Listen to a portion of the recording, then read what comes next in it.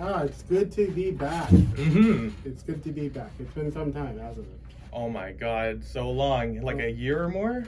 Yeah. No, it's been some time. So what happened was I had a baby in that time. Congratulations on your baby. Yeah. Right. Oh my God, he had a baby. Right. Times changed, but glad to be back. Mm-hmm. Disney movies, a new appreciation now. Oh yeah. You know what? Back when we ended the podcast, you know what I was thinking? Disney was on top of the world, like a few years back, right? Yeah. We're talking about Disney, man. They could do no wrong. Every movie they made was $1 billion. Wakanda thing. forever. Nothing fails. Disney is gold. Mm-hmm. This year, man, everything is fucked up, right? Like they've still made good money. Little Mermaid. They always make made good money. $500 million. All the movies, but Ant-Man made $400 million. But if you look at it, the movies cost. Those movies, Disney got to a point where making $500 million movie is a fail. Yeah. Because it costs so much money to make any movie now for them. And it's kind of like what we used to say, right? You know, it's almost like the whole bureaucracy talk, what we talked about, right? You just add more people, that's what happens. And I don't know if you remember what happened was in 2020, a lot of tech companies, Disney included, got crazy. They got so much computer graphic expenses. Right, they thought, like, yo, we gotta hire everybody. You know, companies just went on hiring sprees. You heard, like, at the beginning of the pandemic, tech workers, all this stuff. Every company was on a hiring spree. They needed to just add more workers. So many script writers, so many different developments for different shows. Right, they were just like, we just gotta catch the moon, and they don't realize, like, hey, maybe slim down.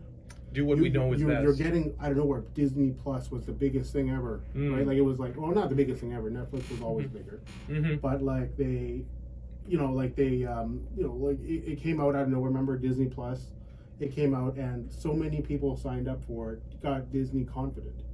They're like, who cares? We should add as many workers as possible. We'll never fail. Constant stream of new shows as well. Right. It felt like it was on top. There was the Willow TV show. There was She-Hulk. There was all these things to look forward to. There was a timeline, but they all fell through. It felt like and Thor Ragnarok didn't. Right. Everything. I think, to me, I've only seen 3 shows on Disney Plus. I think everyone is kind of like this, man.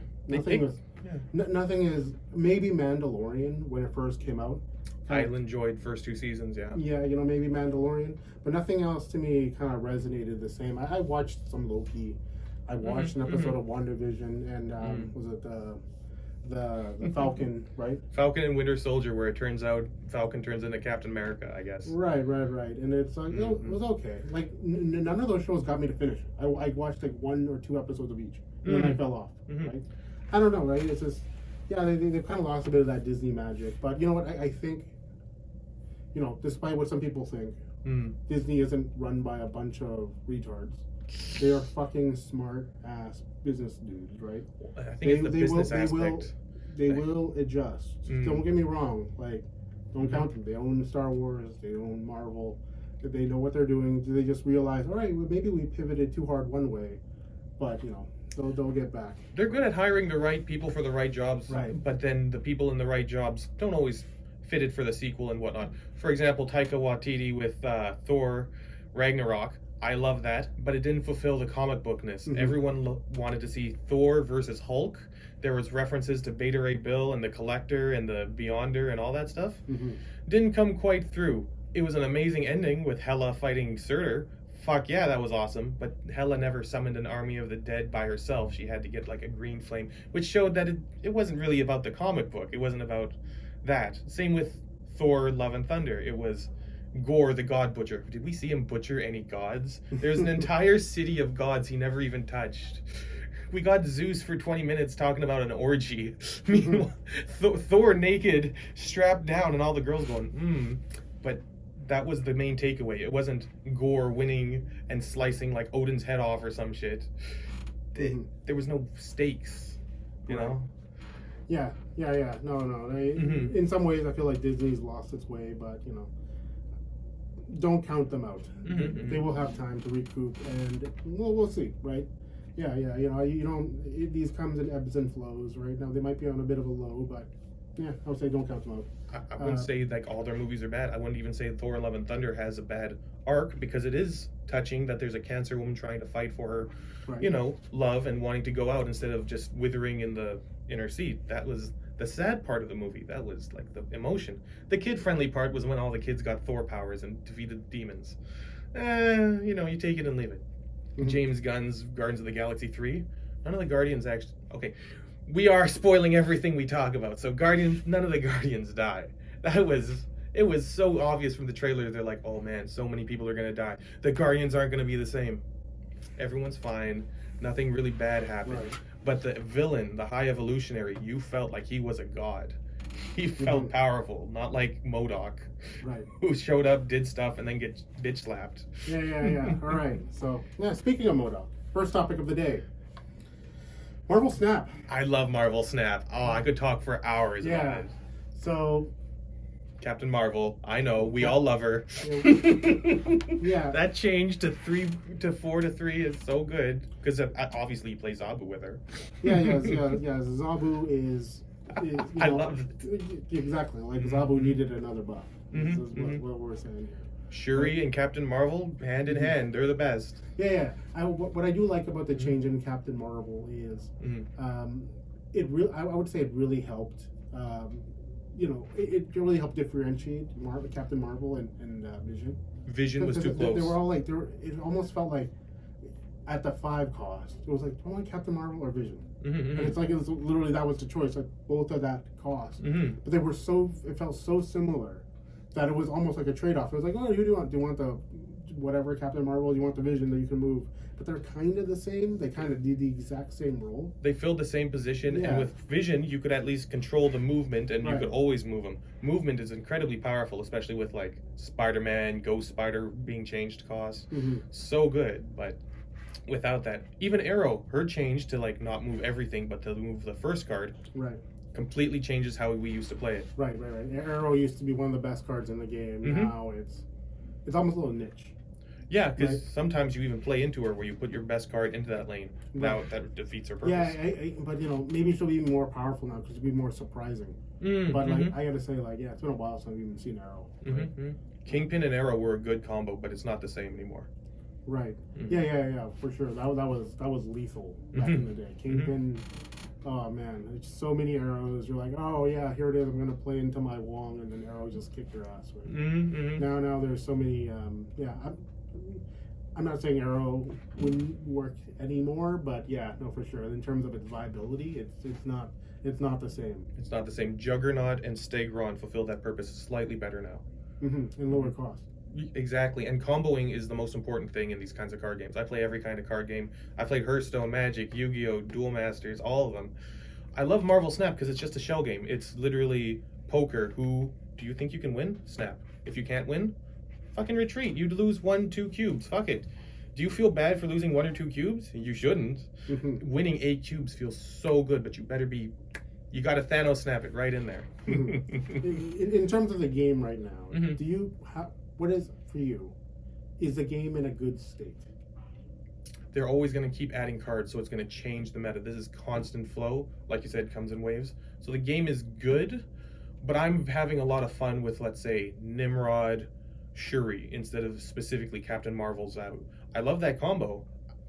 I really like killing all my stuff, playing into Nimrod, and with the change to Magic being 3 cost, I can guarantee I go into turn 7 and play Null or Venom on the last turn and copy all that damage I just dealt. So good. Yeah, I think it is, I'm having fun with the game. I'm still loving the game. I will still continue to play the game. I may not be as enthralled nowadays as I was in the first few months when the game came out, and it was exciting to see all these new cards. I was like, oh man, what did this card do? And I'm just like, fuck it. I'll get the card whenever I get the fucking card. Fuck it, right? It's like that's like I have much more of that mentality now. I don't know, since I've been playing it for almost a year now. I've been playing it since I think roughly October, whenever it came out last year. It's gonna come out.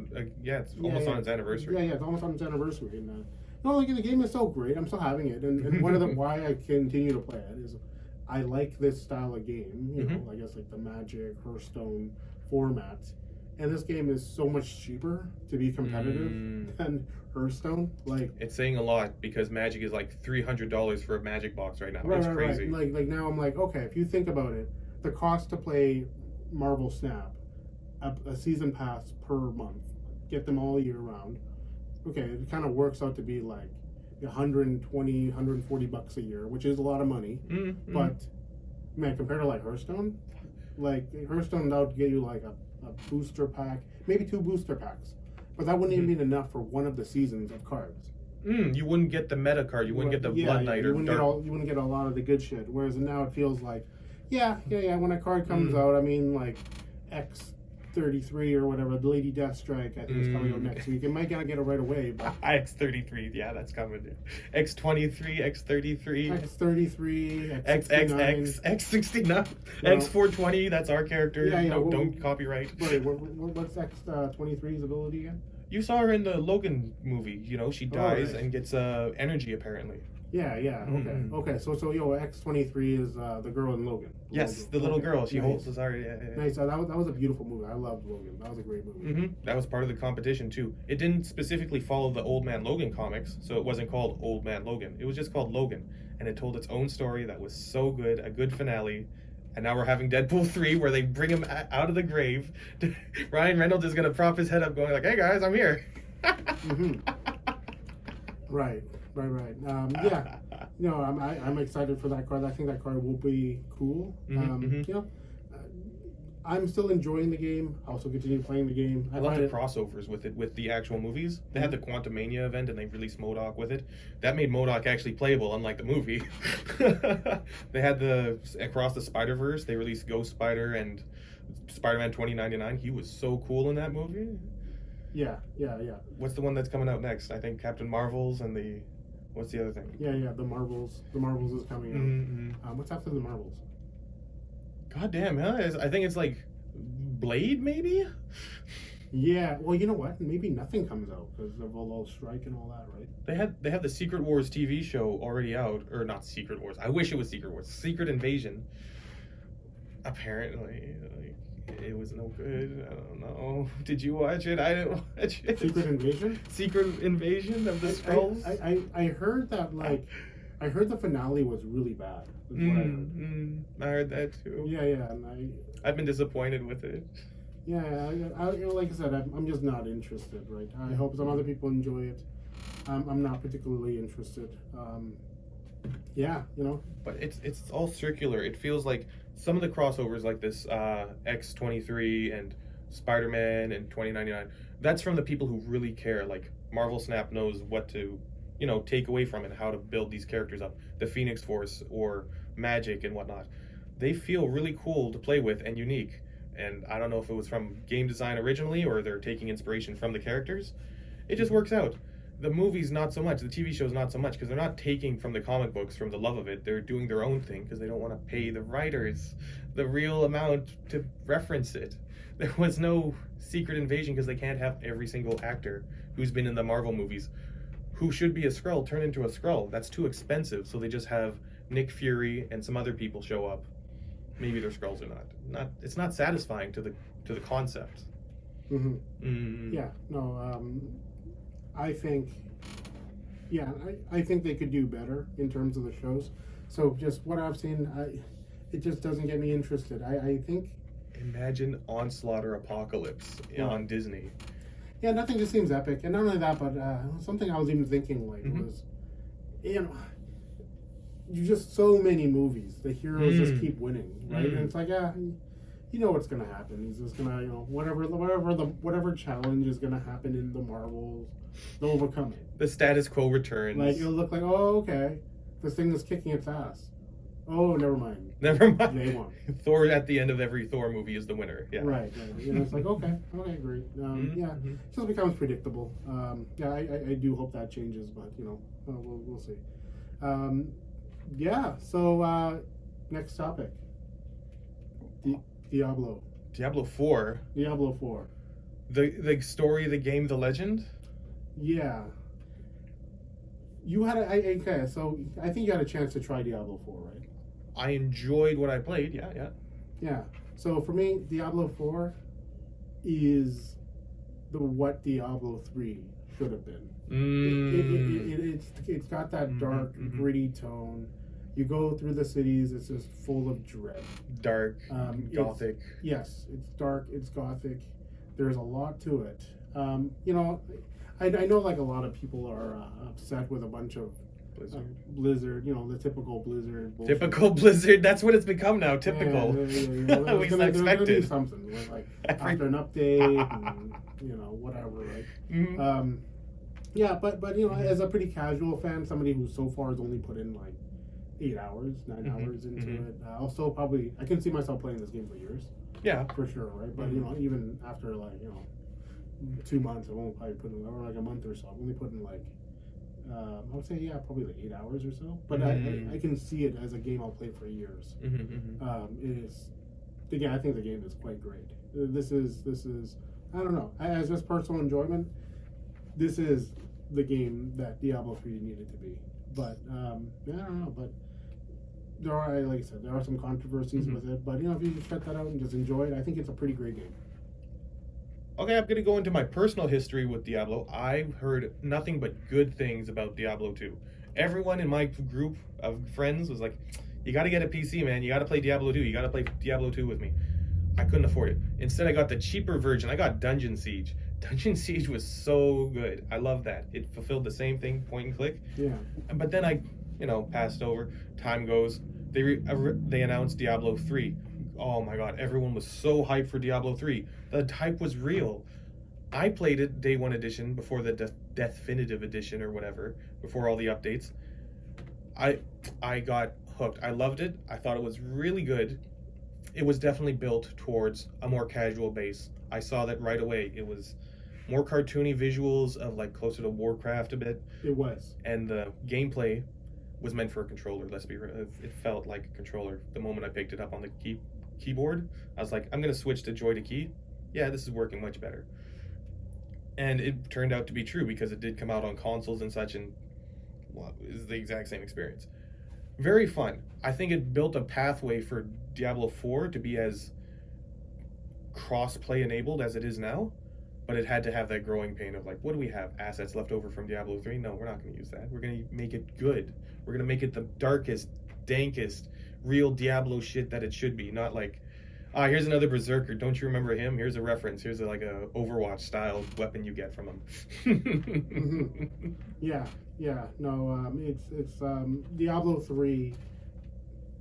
You're right. It completely catered to casuals. It felt like a casual game that you can play, and there was some more advanced mechanics in there, but it felt very casual, right? I feel like Diablo 4, right off the offset, it was trying to be that more classical.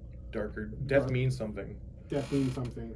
And it's, with so many mechanics in there, it's almost a little overwhelming, right? There's so many side missions, and all the side missions there's cutscenes, right? And, you know, and yeah. They've always been known for their visuals, you know, those cinematics in Diablo, StarCraft, right. Warcraft. Yeah. It really brings you in. When I saw some of those cinematics, holy crap, they are amazing. They are really, Blizzard always did make amazing animations. We always thought like, oh man, make a fucking movie. Make a fucking movie. If you take all the trailers together. Yeah, exactly. If you added all the Overwatch character bio shit, right? There's a lot of, it must have been almost like an hour of video, right? Yeah, let's not try to talk about Overwatch 2 though. That shit fucking sucks. I'm so mad. That's a topic for another day. But Diablo 4, I'm glad it's back to form. You know, with the deep lore, with the monsters, with the design. It is dreadful to go into a cave by yourself and think, oh my god, what the fuck is in here? It could kill me in 2 seconds. Any topics for today? Oh, well, I wanted to talk about Barbie and Oppenheimer, but more so in like a grand scheme of how they really, really mean to society. Not so much an in-depth review of the movies, of like what they're about, because both movies are, let's say, the exact opposite of what the other is trying to portray. Barbie is completely fantasy, but in that it can look at real world examples of how we treat women, how we treat men, and compared to Oppenheimer, which is the reality, the basis, what actually happened. And as much liberties as they take, the story of Oppenheimer is about communism, which is more relevant now than ever with this Ukraine war going on. So I just wanted to bring up the fact that, like, this month, with these interesting decisions of people voting with their money, in a sense, the popular vote of, Sound of Freedom making X amount of money compared to Mission Impossible. Mm-hmm. Yeah. Sound of Freedom. Man, this is going to gross more than Mission Impossible in the domestic box office. Who would have guessed Sound of Freedom would make more money than Mission Impossible? Mission Impossible failed in a sort of weird way. I mean, like, I haven't seen it.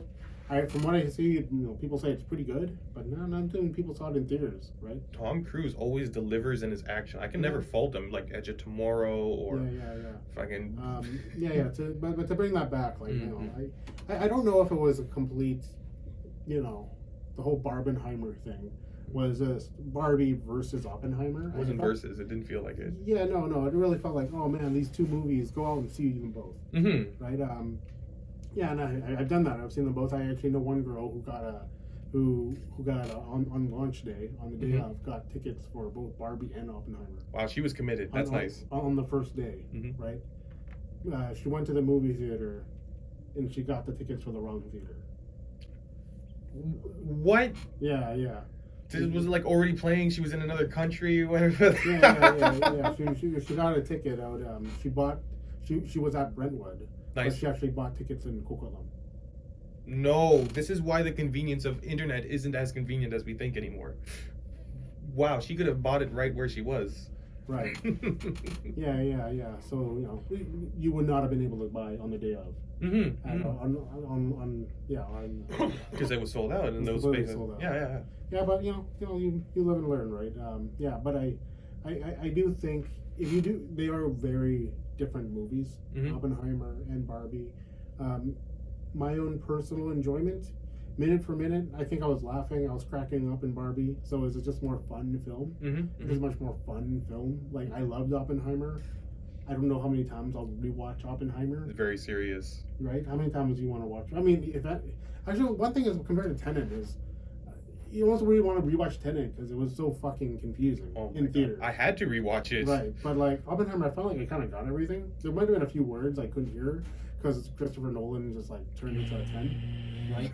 Yeah. Like boat sounds, explosion sounds, like car sounds, explosion, fire, anything non-CGI sounds. Having sex in front of a group of people. Right. Orgasm sounds. Right? Like whatever it is really loud. But I felt like I really understood and heard most of the movie. The movie's just so long, right? And it cuts a lot, so it keeps your attention. So you have to pay attention in a sense. When it's black and white, Oppenheimer's not going to show up. That's the visual distinction. Yeah. I did like because there were parts of it that were black and white, and then using the color of it, you knew quickly it was this the future or the past, right? That really kind of helped because there's a few different timelines there that they're doing the whole Christopher Nolan thing, which is great because when you watch one of his movies, it's not going to be like, here it goes, boom, it starts here, and the typical second act, and then they fall in love, and then they break up, and they get back together. The whole Christopher Nolan thing. No, he has a way to do films that is interest place. It's confusing. It's not quite a Shyamalan ending, but pretty close, right? There's always kind of stuff of are they alive or not? Is it all a dream? Is it all a dream? Yeah, exactly. It's basically the ending of most of his movies. But I did enjoy Oppenheimer. Barbie was great though. I didn't have a problem with it. I know some people took issues with if it's all of its feminism or whatever, but I'm like, man, I don't know. The theater I went to was like 80% women. Yeah. So it's like, you're gonna be like, oh, this movie's too feminist. So shit, what the fuck? Called Barbie, the fuck? Right. There's a movie. If there was like a documentary on like the life of like Arnold Schwarzenegger or something like that. Obviously, it'd be full of dudes and shit, right? I regret taking one of my girlfriends on a date to G.I. Joe. That shit Snake sucks. Eyes? One of them, I don't care, Resurgence, Snake Eyes, something G.I. Joe related. Yeah. I did not see that Asian pussy again. Yeah. The only one I saw was Snake Eyes, unfortunately. I heard that one was one of the worst ones, so. I thought it was okay, I guess. You just watch the movie, you're like, yeah, it's okay. But, you weren't, I can't really remember what happened. Yeah, I think it was a few years back. It was Yeah, I don't know. I don't think they'll resurrect GI Joe anytime soon. They might resurrect GI Jane, starring Jada Pinkett Smith. Am I right? And no, just me. No. Fuck you guys. Yeah. So, yeah. Have you seen Barbie yet? I want to. It's one of the kind of movies I definitely want to see, but I haven't gotten to it. Oppenheimer was one of the biggest I've seen. Sound of Freedom I've seen as well. It's that subversion. It's that getting into a real fake world that you can buy into. I really get into like animation and quality. So if they can like buy me in, it works so much better. Part of the Marvel or like movies in general is they're so CGI they might as well be animated. I can see the actor, but around them is all computer graphics. It kind of takes you out in some cases. There was a shot where an actor's just sitting in a chair and they green screen a fucking office behind him. What the fuck? Just film him in an office. I did like, I don't know. Yeah, I think Oppenheimer. I don't know. To me, I would probably be the greatest movie of the year so far. Just there's something stunning about it for me. Like it's like very gripping as I'm watching it. But in terms of like my overall enjoyment at the end of it, it's another one of those dreary Nolan movies. Great, but man, it's almost like Prestige. Where Love Prestige. You know what? It's like I don't know. It's just me. I just watch it once, but a movie needs to have a fun factor for me to want to rewatch it. That's true. It needs to be fun. It's a good time. So I wanted to make sure that when I brought up Oppenheimer, Barbie, it is indicative of society. It's like when Lord of the Rings was the big thing at the time, because 9/11 just happened and everyone was like, well, we gotta get out of this. We gotta go to somewhere that's happy.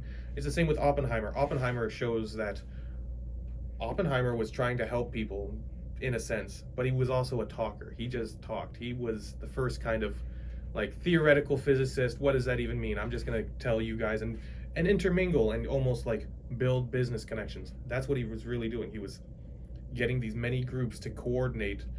They had Niels Bohr, they had I forgot all their names, but they were General Leahy and all that, Albert Einstein, so many good actors pulling from different eras and different times and different scenes that it felt like, you know what, it doesn't matter what their personal lives are. In a sense, it matters about the goal, that they're all working together towards this goal. And afterwards, where some people want to keep going for a bigger, better weapon, and they need to create an enemy, and who is their enemy? And it's the Russians, because we can't trust them, because it was World War II, and we still have all these weapons, and they still have all these weapons. It was a very tenuous time. Same with Barbie. It's the timeline of people just enjoying a toy after the war, having a German toy built Lily being the inspiration for Barbie, and then becoming the iconic character it is today of a skinny blonde woman. It's almost like the system just built itself out.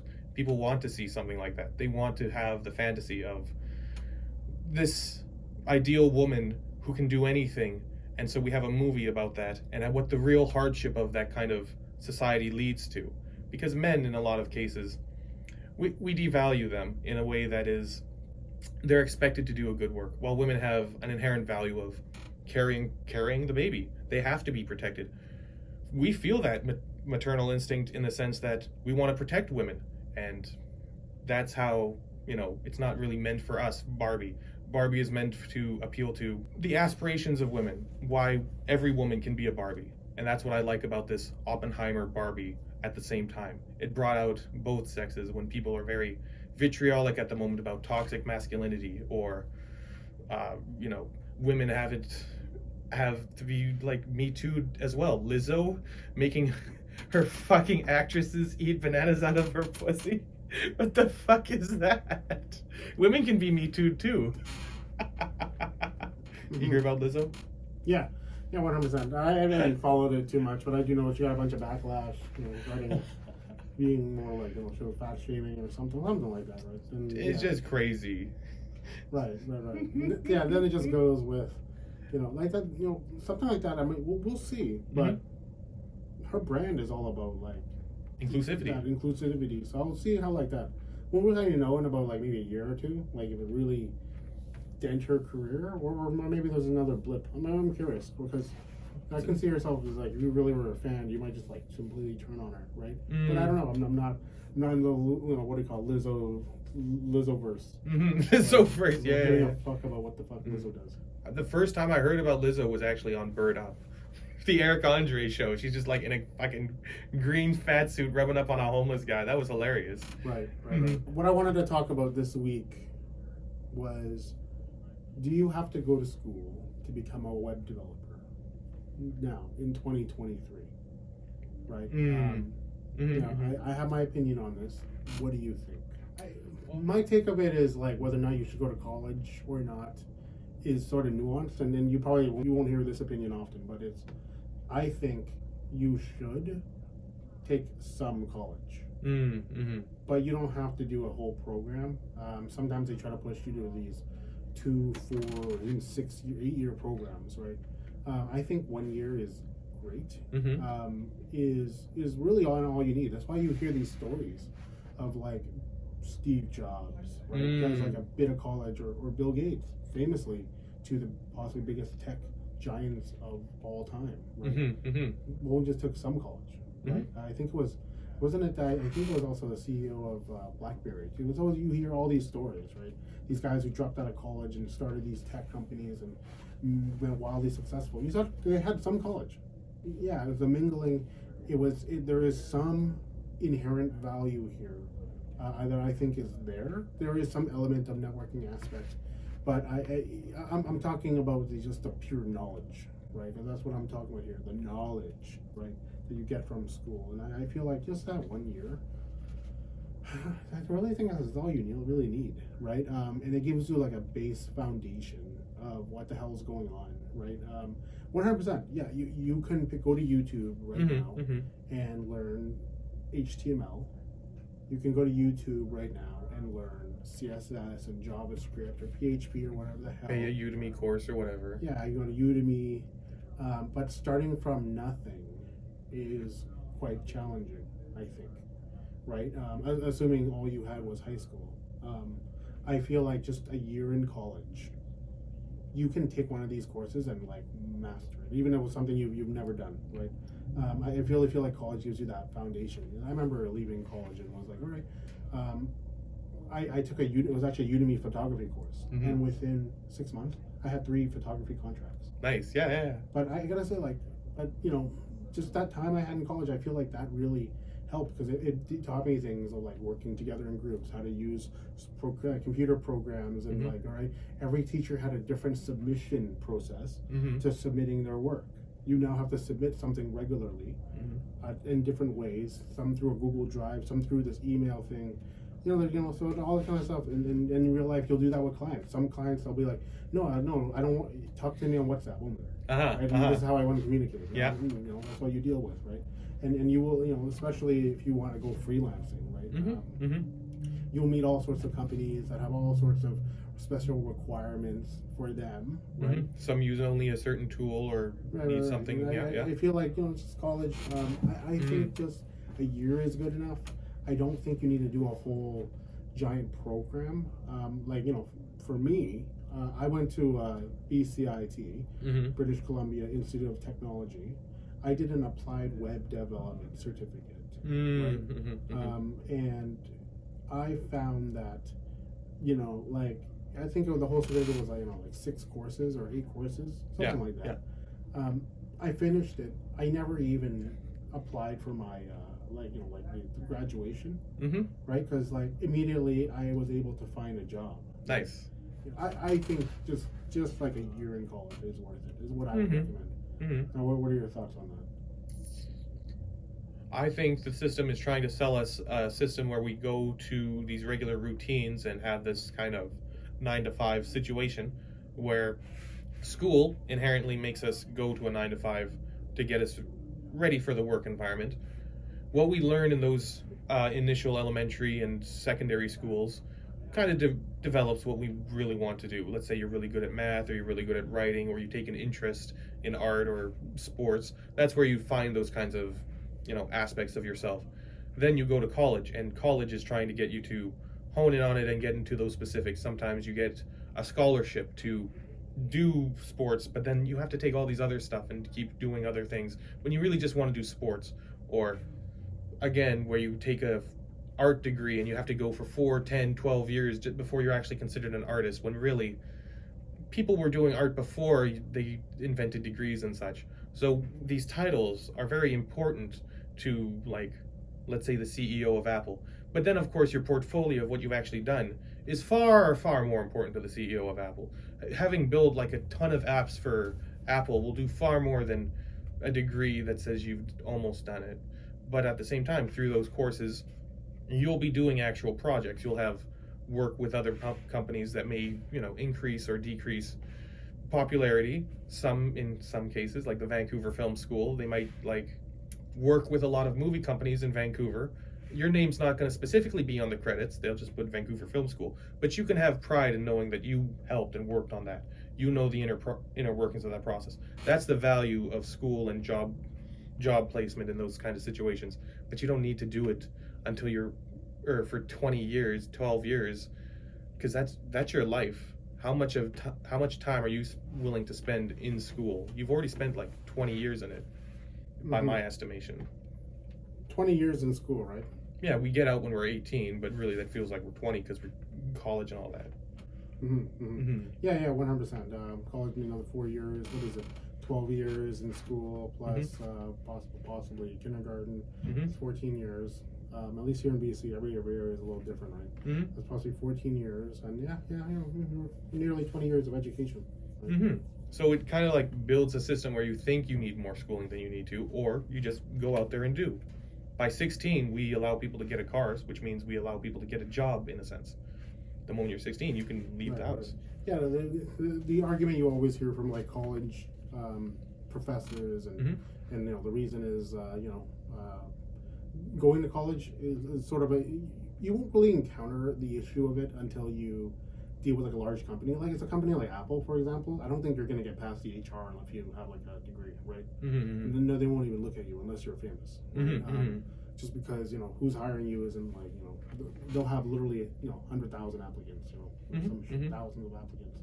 You gotta pass their filter somehow. Yes. Right. And same with most large companies. I'm just trying to name off the top of my head, BC Hydro. But you don't trust a self-taught doctor. Right. That would be illegal. Right? Did you take the Hippocratic Oath? Yeah, I'm not a hypocrite. Don't worry. Yeah. I would say it's mostly some of the larger firms. Small, medium-sized businesses never really ask for your degree. Well, they need people. Yeah, they just need people. Right? Yeah, but good people. Large companies, that's what they'll do. Right? It's hard to just make it past HR, right? Without that piece of paper saying that, hey, you know what, here, this is what I have, right? Well, the reality is you want to be desired, and not enough people are desired. That's why we have minimum wage as a standard, because if the barrier to entry is minimum wage, then everyone's fighting to get minimum wage. If we have a livable wage, then people are fighting for a livable wage, and once it's below livable, people will pass it up and won't even... Is there a country with a livable wage? I don't know, maybe Zimbabwe? No, for sure not Zimbabwe. That was GDP $600. Japan? Is Japan livable? I think so. There's not that many homeless people, I don't think. Yeah. And not according to Yakuza. Yeah. No. Right. No, that's a good question. Is there any countries with a livable wage? There are countries with higher wages, but I do feel I think it's everywhere. They're always just fighting for more. They're always just fighting for more. The countries that are desirable, anyone does know about, they'll try and influence and try to get into that country because that system has the best. For example, Canada has a very open immigration policy, so people come here and they see our advertising and they know that this country is the most beautiful, and they come to specifically Vancouver and people want to live here, but it's so fucking expensive, you guys. I wish we could have all these people live here and pay their way, but it's not happening. Hastings Street is all the way down to Surrey now. Yeah. No, it is. I do find that it is something everyone's kind of grappling with. You know, you talk to a lot of immigrants, right? Like recently landed immigrants here. I find that they say, you know, they feel like we still have it. Like we're like, yeah, this is tough. You know, like, oh, you went through 10% inflation in your groceries. Yeah. Pakistan's at 50% right now. This shit's destroyed. You know, like, so it's like, you know, it's kind of brutal there. Right? Or India, I don't know. I probably India's probably would have like maybe 15-20% maybe. Someone looked it up, but I'm assuming it's somewhere around there, right? So it's like, yeah, you know, shit's fucked everywhere, right? Still have a very high quality of life here in Canada. Right. We are a first world country, and I want to bring it back to your point about if we should take schooling or not, because we're not just talking to kids when we say should you take schooling to be a programmer, because you can be a programmer from any age. That's the beauty of it. It's just learning a new tool set, a new skill, and the most important thing to learning that is the expense of a computer. Once you have that, things kind of are already in place. You have to have the wherewithal or interest to actually learn how to do it. The computer is right there. It'll teach you how to use it. But how many people actually go through the measure of learning how to use the computer or their TV or any of that stuff? None. Yeah. And then you don't even say, like, you know, whether or not a kid grew up with a computer or not, right? I do have a friend, and, you know, I think growing up, he's never really had a computer, right? Yeah, and I guess, like, for me, I remember being in elementary school, you know, makes me a dinosaur, but like being one of the first kids in my class to get a computer. Yeah, you were like the hot shit. Yeah. Like, I remember friends coming over, and then I remember, you know, within like a year, almost everyone had a computer, or like many people got computers. But it was like, I don't know, Windows 95 or some shit. That was the year. That was playing Diablo and such. Yeah, Dungeon Siege. Yeah. And it was like, oh man, I got this computer. It's like $1,000. So look at these graphics. So expensive, right? I'm loading this YouTube video all day. Oh man, so funny. Yeah.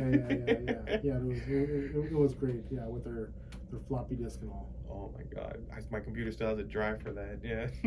Right? Yeah. All these computers now, they're all diskless, like, you know. What the fuck? I got a USB-C at least. That's nice. I don't need to flip the thing over every time. Oh, wrong way. Oh, wrong way. Now it just goes in. That's the future we were waiting for. Yeah. So I don't know. So, do you have any other topics for today? The new ones: Tekken 8, Street Fighter 6, Mortal Kombat 1.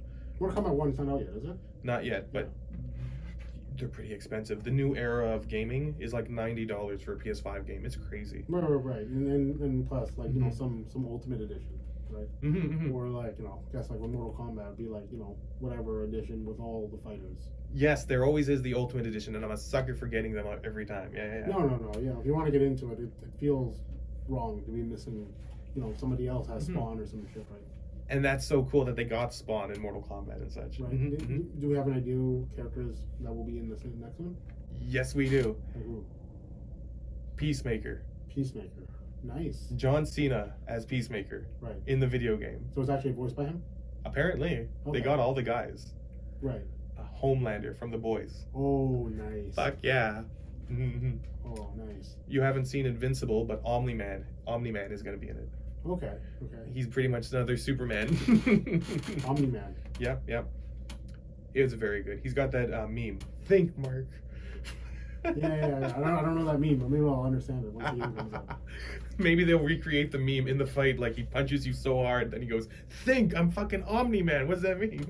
I beat your ass. Those are some pretty good ones. Is that part of base game or expansion? That is like the first combat pack, which means DLC. Yeah.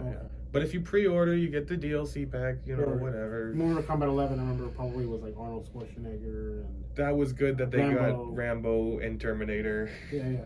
So that's the thing. That's why I asked, because I was like, they got the Terminator, but they didn't get they didn't get Arnold to voice him, right? Not specific. They got his image. Rambo showed up to voice. Was it Rambo? It was Sylvester Stallone. Apparently. I can't remember. Yeah. But you can tell it wasn't Arnie, right? It was a little off.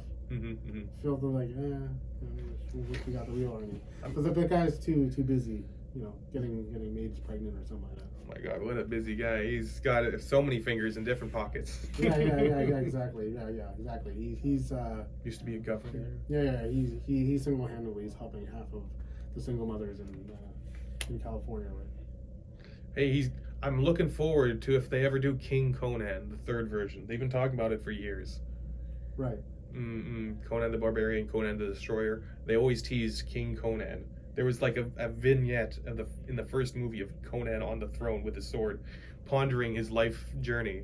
So, if we can get old man Arnold in that King Conan, that'd be fucking sick. Because he's still ripped. Right. Mm-hmm. Right. So it's been another great episode of the Vancouver 420 Gaming Show. So good. Glad to be back at it. More interesting topics next week. Leave us a comment below if you have any interesting topics, if you have any idea of what we want to talk about. If you have anything to say about this, did you agree? Did you disagree? Like, comment, share, and subscribe if you don't. Exactly. Yeah. Exactly. Till next time.